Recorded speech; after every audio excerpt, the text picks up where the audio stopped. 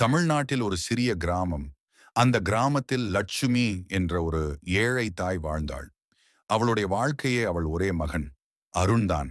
அவன் மிகவும் நல்ல மனசு கொண்ட பையன். படிப்பிலும் நல்லவன். எல்லோருக்கும் உதவி செய்யும் குணம் கொண்டவன். ஒரு நாள் திடீரென்று அந்த பையன் கடுமையான நோயால் பாதிக்கப்பட்டான். அவனை மருத்துவமனைக்கு கொண்டு போனார்கள். டாக்டர்கள் பல சிகிச்சை செய்தார்கள். ஆனால் சில நாட்கள் கழித்து இந்த பையன் குணமாக வாய்ப்பு மிகவும் குறைவு என்று சொன்னார்கள். அந்த வார்த்தையை கேட்டவுடன் அந்த தாய் உலகமே உடைந்த மாதிரி ஆனாள்.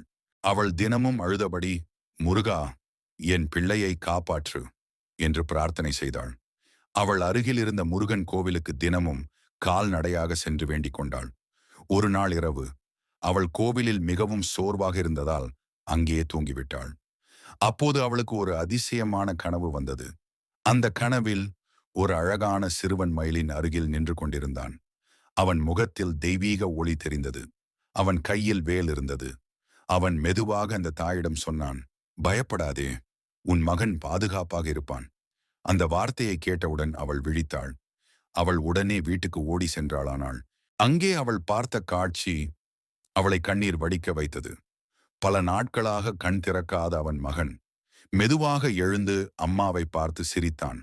அந்த தாய் மகிழ்ச்சியில் அழுதாள். டாக்டர்களும் அதிர்ச்சி அடைந்தார்கள். மெதுவாக அந்த பையன் முழுமையாக குணமடைந்தான். அந்த நாள் முதல் அந்த குடும்பம் முருகனை வாழ்நாள் முழுவதும் நம்பி வழிபட்டார்கள்.